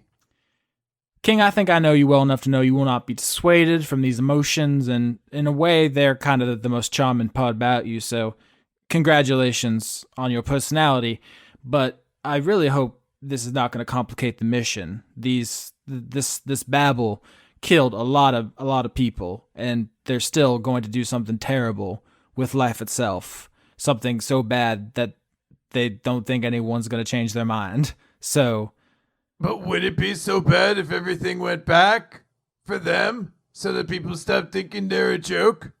do you know what the Slod were before they were cursed to their current form? They were the beginning. I wrote that part down on some part of my body. Hold on. Yeah, well, we're talking about chaos, the primordial chaos at the beginning of time. So, yeah, the first thing that ever existed was chaos, and then the Titans, then the gods, and then people. That is the order of operations there. But the Slod specifically, the beings made of chaos, they were a different creature called Proteans. Do you know what a Protean is? Yeah, I have a big protein shake every morning. Every time with you, King. It just never ends. Austin's putting a picture of a Protean in the roll 20. That looks cool. Oh. That looks like something I would collect in a video game. Because Slod are owned by Wizards of the Coast, the game that grew out of Dungeons and Dragons called Pathfinder, they imported 99% of things from D&D, but a couple of things they couldn't because they're owned by WotC, which included like Mind Flayers and Beholders and Slod. So all those things got replaced. Pathfinder's version of the Slod are called Proteans. I just put one in the chat. They're essentially kind of like what if centipedes were also dragons. They're pretty dope, I'm not gonna lie. If I was 12 years old, I'd want to be best friends with this. If you say centipede mixed with a dragon, that combination doesn't sound cool in my head, but this image you've put in the roll 20 is the coolest fucking shit I've ever seen. It's extremely cool. They're like long serpentine dragon. They only have front legs, but they're bristling with spines, and they have incredible, just hateful teeth, like great white teeth. Situation going on. This is because, and kudos to the Pathfinder team, but because chaos in all religions basically is associated with serpents. Pretty much every world religion begins with a serpent of chaos that is defeated by the forces of good. There's Leviathan in the Abrahamic religions. There's Orochi from Japanese mythology. There's Tiamat. There is Typhon. There's pretty much every religion that's ever existed has a serpent of chaos at the beginning of time that is then defeated to make the modern world. And that is the case here. There were these chaos serpents, the Proteans, but instead of being defeated, the god of law, Primus, used something called the Spawning Stone to curse the Slods to basically be cartoonish, also random toads who really aren't a threat to anyone. And Babble wants to reverse that. Well, what could we do to help them? Cato says, nothing, King. If they succeed, they're going to unleash a tide, a flood of voracious, unstoppable serpents of chaos onto the plains and introduce anarchy, the likes of which civilization has not seen in eons. You can stop them, or you could let them do it, which is unacceptable. I want to do an insight roll to see, do I believe that lines up with what Babble was telling me? Mm-hmm. 15. Yeah, Babel told you that the thing they're doing is problematic. They recognize that. They've had to kill people. They know it's bad, but they're doing it anyway. It's a morally compromised thing, but in order to basically undo this thing that's been done to his people, he's willing to kill people and create chaos. So King's gonna get kind of really quiet for a bit. And you can see that he's thinking really hard. And then he's just going to punch the table really hard and say, So you're saying there's nothing we can do? yes, King, there is something you can do. Your job, the one I hired you for. Stop this madness. I don't want to. And what's the alternative? You're just going to let bad things happen and just stick your head in the sand? I don't know. There are people in the world who have power, and there are people in the world who do not. And if you do not side with the people who are powerless, you by default side with the people who are powerful. There is no neutrality. But he's my son. Then maybe you should be the one to put him down.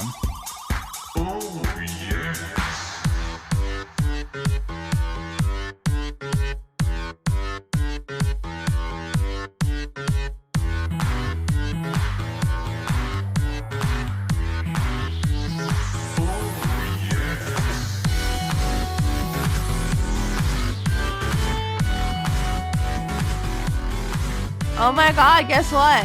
What? It's November. What's that mean? That means it's time to do the credits again. And also in America, we sometimes eat turkey, sometimes ham. They did that in Canada already. Johnny gets 2 Thanksgivings. Wow, must be nice. Are you jealous? I want 2 feasts. I think as an adult, you can pretty much have turkey whenever you want. Yeah, but I like it when I don't have to pay for it and there's a lot of food just given to me because I'm a poor. You like the state-sanctioned turkey, only when the government lets you have it. I just want free turkey. Okay, that's what they say. Other people's turkey. OPT. Opt. That's a Magic the Gathering card. Oh my god. I can't. There's something broken in my brain. I literally can't not say stuff like that. Dog, are you okay? No, tell me about the executive producers for November 2019. Joseph Tombrello. Extellaris. Jade should probably plug Shaq fucked. She would like that. Shaq Funk someday. Brent, still every episode of Dice Funk Goatly. Devin, conduit of evolution. Speaking of EVs, there's not a new EV for the Sword and Shield. Is that a spoiler? I think you're forgetting Big EV. Oh yeah, Gigantamax So big. EV is pretty good. Evolution. George. Long mouth. Okay, sorry, Evolution. John Madera, conduit of caramel lattes. Oh, you can't say that in front of Austin. He loves caffeine and caramel. I do. The Cult of Gorfanax. Rob Dakin, conduit of delay. Emily, conduit of small school children, asking why your torso is so big. Paul Mullen. Alice in the Purple, conduit of late to the Farscape party itself. I heard Farscape's good. Christman, conduit of starting racist MAGA rants at dinner. Is that your family members? I hope it's not you doing that. Leave that one hanging for you. Thank you. Toshiro Kuru, conduit of forgetting both my password and birthday and hoping I presumably had more space to go. Listen, Mercury is in retrograde, so everything you do is totally not your fault. Andrew Grothin! I also left you hanging. I apologize. I had nothing funny to say about astrology that wasn't also maybe insulting. Andrew Grothin. Yeah, you hate me. I already said Andrew Grothin. Dr. Goatman. Oh, you're Goatman. Francois V. I'm losing it, folks. Hedron Master. Lord General Bone Shitter. Lauren's just doing the rest of them. I'm going to go take a nap. Nifyx Decidia, a lonely gay sheep. Oh no. Random, conduit of would you like a hug? Spooky Jamie doesn't know what costume to wear. None, because you're late, Jamie. Vinny, conduit of boo jobs. Z23619, Kevin Dobbins. Anthony, Patron Adora, Morgan Rapp, Haley Anderson, Stefan Latour, Austin's a little bitch. That doesn't say that. I was wondering. 'Tis I, Zedster. She started talking over me, and then I just gave up. 69 Spoopy 420 Sean by Lawrence Ludes. Oh no. A Bozog blew me, a Triple X parody. A goose stole my name. Rake in the lake. Rake in the lake. A montage of goth Nifyx staring out into the rain. A werewolf with a Chinese menu in his hand. If the werewolf destroys the Chinese menu, does that mean all the other Chinese menus die too? Oh my god. Oh my god. How is this your thing? Because it bothers you so much. Well, that is basically how you conduct your life. How can I make Austin as uncomfortable as possible at every given moment? It's not on purpose. I'm just like this. I can't believe how long it took you to realize what I was doing. I was expecting the oh my god much earlier than that. Aaron Norgard. Abigail Grace. Adrian Y.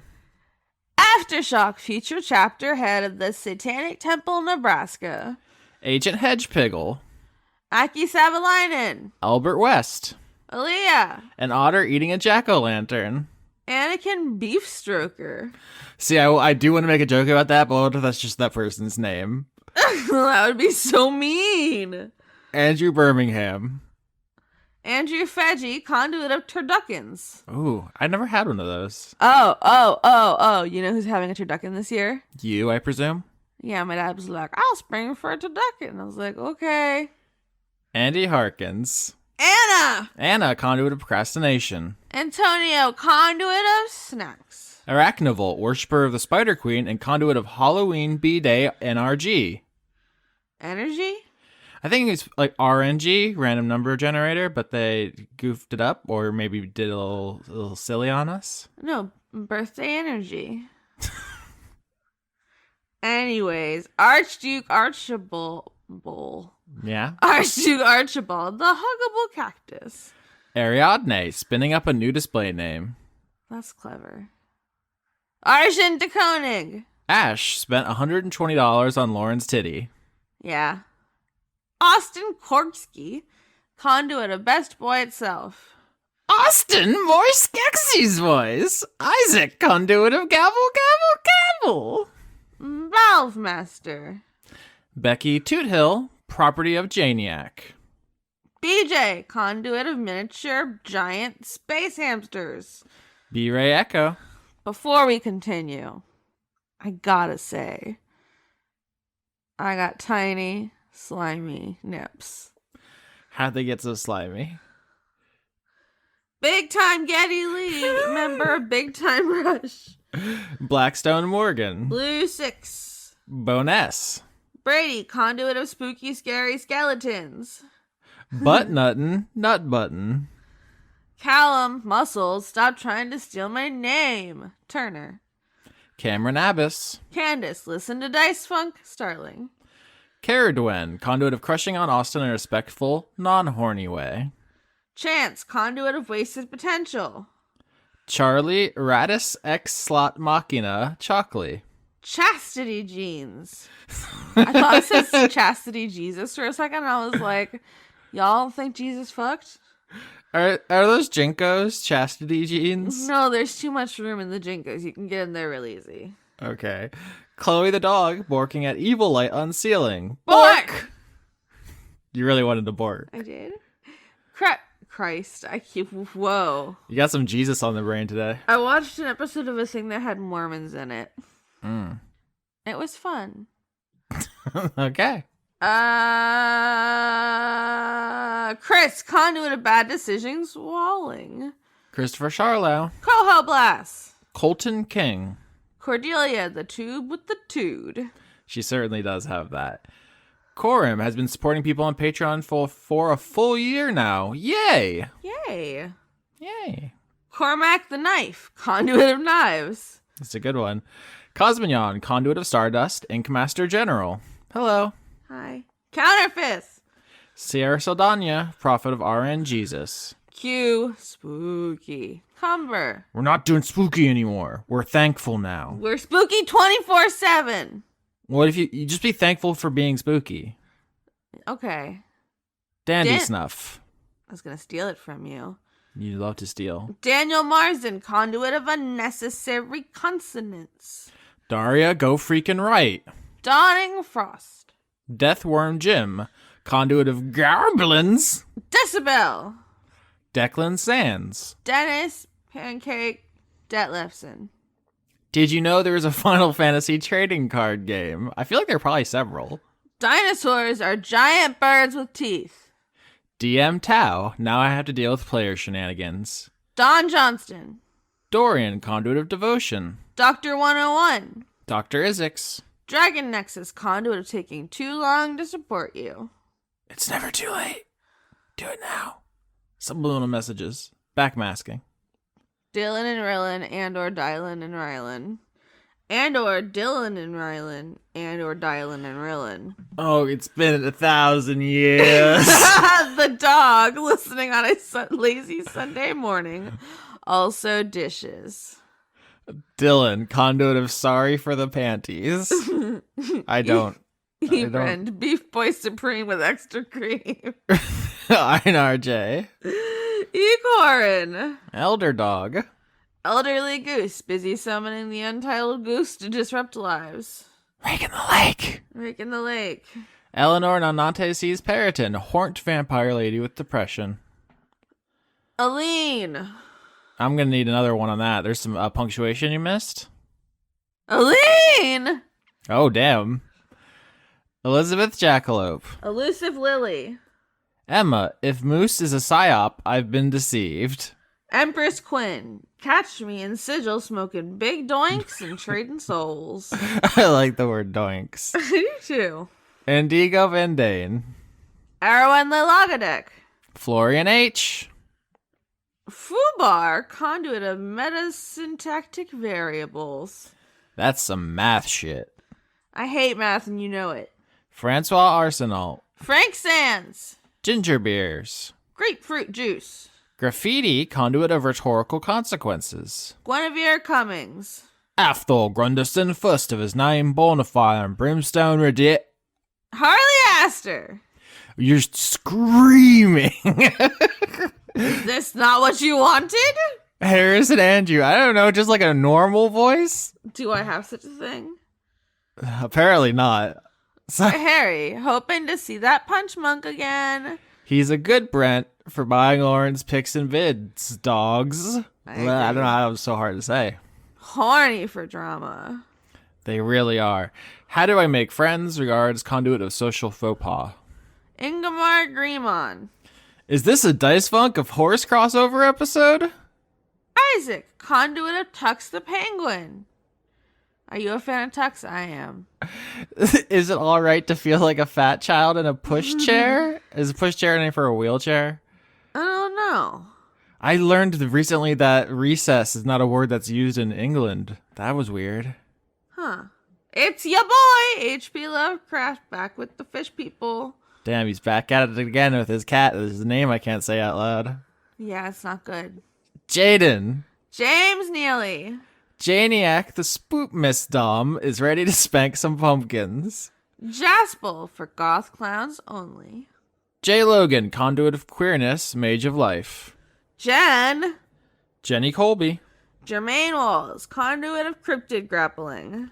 Jess Faget, conduit of veggies. Joanna the Wrench Witch. John Carey. John Potts. John Barnett, conduit of pillows. John, conduit of subpar joke names. Josie, vengeance paladin on hiatus to ship out of fuels. Send help. No. This is really developing into quite a story. Jew-Man Jack the Ripper was a punk-ass incel. Julian Phillips, conduit of Kaizen. Just a jester. Justin, conduit of getting them good antidepressants. It says drapescents, which I'm not trying to make fun, but I am enjoying that word. It's like some kind of like cool peasants, the drapescents. Caster UK. Kate, conduit of holiday-themed regret. Yeah. The word conduit has lost all meaning. I've seen it so many times. Kiefer Lowe. Kelladry is thankful that her spirit is bound to the awe-inspiring Mitzi. Who's Mitzi? I feel like it's their partner, but it also could be a good cat. Or a dog. Mitzi feels more like a cat, but Really? I'm I not. feel like it'd be a fancy dog who's like a cute little I'm not collar. against Mitzi the dog, but Colorado Matt. Ken, conduit of finally writing this goddamn PhD dissertation. Kenteroy. Killer Cotton Shizno. Kaniku fan. Kitty Foe, warm breathing burrito inside your pocket. Why is the burrito... 1, why is it in my pocket? 2, why is it breathing? No one knows. Christina, conduit of collectivist godhood itself. It feels like we're roasting the typos this month, but they're all really good somehow. They make me so happy. Kyle Badsvik. Kyle, president of the Drop Goodwood fan club. Lady Leopleurodon is a Jurassic animal. Austin. Misfit. I knew it was wrong when I said it. I just didn't know what the right one was. You know, you're going to take a swing. It's Jurassic, Cretaceous, or Triassic, and you're going to be wrong 2/3 of the time. Lana Seawolf. Lady of Bones. Larry Yellingman. Lars. Onerth. Hey, Lars. How do you say that? Lauren's mom's grown duck, conduit of eating bread. Also pecks the dog and then has to go to duck jail. I'm of the opinion that ducks can't peck because their bills aren't pointed. You can only peck with a beak. With a bill, you just bat. The dog disagrees. Well, the dogs are adorable. Levy, the ghoulie gob. Let Cordelia vor, you coward. Yes. I feel like that wish is going to be granted by the time you hear the second episode with these credits. Liam Sutton, conduit of headaches. Loopy Elephant. Lauren Cates going for Halloween at 17 pounds of Bozog kicks in a 10-pound bag. You have to let us know how that went. Did you kick anyone? Have you been arrested? Is that why you didn't change your name for Thanksgiving? Damn. Luther, the conduit of Connors that keep escaping their cage. Manticore Deathlord. Math Tiger asks, what is 280.46 times 1.5? Math Tiger, what's your problem? Math Tiger, your phone has a calculator in it. Matt Collier. Matt Lackitz is finishing his goddamn PhD dissertation. Oh, the anxiety. We have like 5 doctors in here. What are they doing? Nerd shit. Going to school. Matt Lackitz is finishing. No, wait. You just did that one. Sure did. Matthew, listen to Dice Funk and Neoscum Schultz. Maximum Side Boob 9. Call JG Side Boob 877 Side Boob. That's very good. Nice. Majin, conduit of screaming internally. Melbent. Melissa the Dice Goblin is swimming in dice. Michael Hall. Yeah. What was that? Michael Hall. That's so funny. I don't know. Michelle Minkler, conduit of autumnal rainbows. I'm sorry, Mikael. We do it wrong every Oh month. shit, was it really? It's wrong. There's no right way to say it for our mouths. Midlife stasis. Mike draws you at a meeting. Mike draws. Nope. Fuck. Kill me. Kill me. Just kill me. Mike draws you at a meet and greet with Sean Paul. Da-da-da-da. That's how that song goes, right? I don't know. I'm so stupid. I can feel myself getting stupider. Miko from Finland. Miles, conduit of passing from credits into a one-shot as an ocelot. That's on Lauren. You're She just welcome. appropriated your smiles. Modified Matthew. Mr. Willie Phoenix, Steven Lesbian Seagull, Pooh Bear Shaker. My Valentine is postmodern artist Cy Twombly. Namita Neskins, conduit of Yeah, they left that blank. They didn't run out of space, so that's a really, spooky. makes you think. Nathaniel Deal. Nathaniel Holman. Nicholas Dominic. Nick. Nicole Woodruff. No, Shabari and the casino. I hope that does catch on. October 2, the Spookwool. I'm down for October 2. Paye Rabjerg. Pangolin. Period. Patrick Babcock. Please call me Ashley. Yes, just Ashley. Pocket Sundial. Preston Bowers. I've decided I'm going to do that thing. That bothers you. You're like the come on down for the price is right.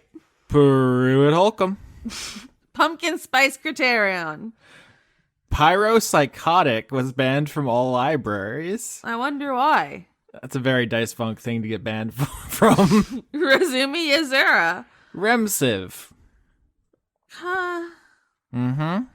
Rhinconia Pacific Paranoia. Other side of cool. Conduit of orchids.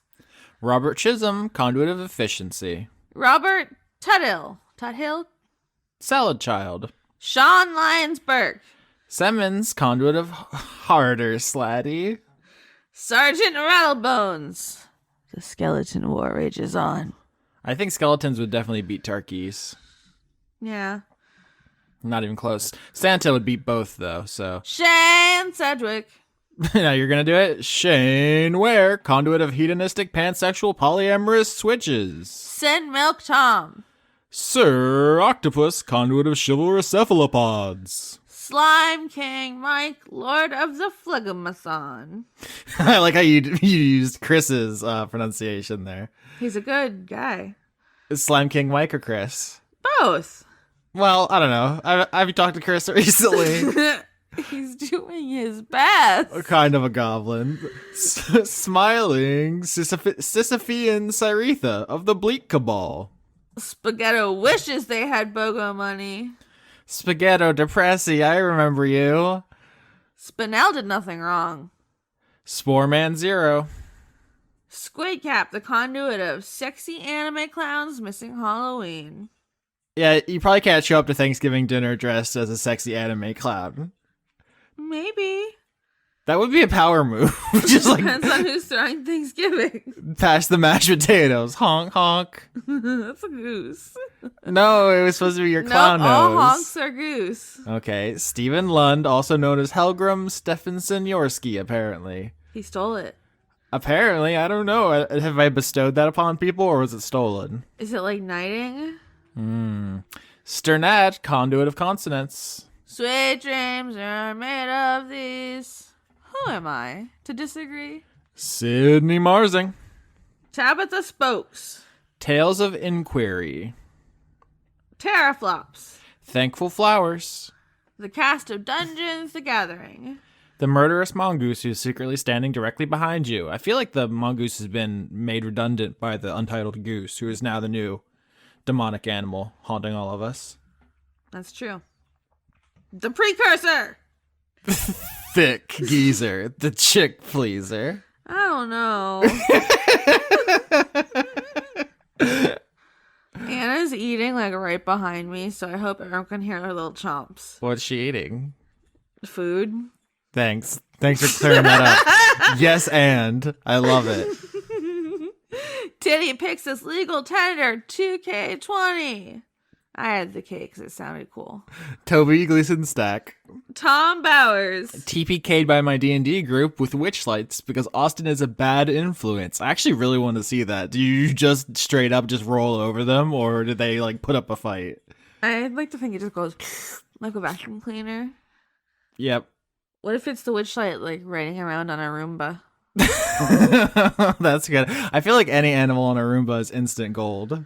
It's just, it never fails. They love it. Trace Marsing. Transient. Actually, I think I'm going to stick around. Passerby. Nice. The plot thickens. Trees, they are us. Damn, that's how you would approach that one? I thought it was like Trissitherius. Trees, they are us.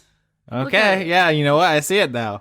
Shanus. Universal Toby. Victor Melito, conduit of quietness. Viscount. Viscount Bumbershoot von Victrola, you busy little sausage. Is that your Bumbershoot accent? I don't know. I was gonna, and then I just kind of lost faith before I ever got there. I don't know. I feel like you have it in you to do a really good busy little sausage. I feel like you have it in you to say Warren Woolfolk. Warren Woolfolk. When do we get a Dice Funk one shot of big gay orcs? Apparently I can't. I mean, you can. All the players have to do is decide to be big gay orcs. I'm not stopping them. Also, it occurs to me, Woolfolk is a good sheep name. That is a good sheep name. We've probably said this before. Every joke's been made already. Willian Vink. Zephosaurus. Yam Spice Latte. Zoltar, the Viking death metal caterpillar, conduit of retribution, and technically it hasn't been 30 minutes yet. Technically, so let's go through the Patreons real quick. Patreon.com/Austin Yorsky. That's how you get on this list. $5 a month. We record on the 5th. Patreon.com/Weekly Manga Recap. That's Chris, Rolo T on social media. Conrad Zimmerman on social media. He is Patreon.com/ofhorse. And Laura K Buzz everywhere, including Patreon.com/Laura K Buzz. That's how you find her. Lauren, where are you? I'm on Twitter, Wargalicious. That's WARGLICIOS, but also you can just like click it. Austin will do the thing. iTunes, which is Apple Podcasts now, Podbean, YouTube, Google Play. I think we're on Spotify. I don't really know how Spotify works, but I submitted it. So if you can find it there, you're welcome. Oh, we're here. We're here. We're queer. Please like Give us and money. subscribe. Okay, well, yours sounded nicer. What did you say? I said, Give us money. Listen, we live in a society. Joker movie 2. Joker movie 2, Electric Boogaloo. Anything else? Stay frosty. No, don't stay frosty.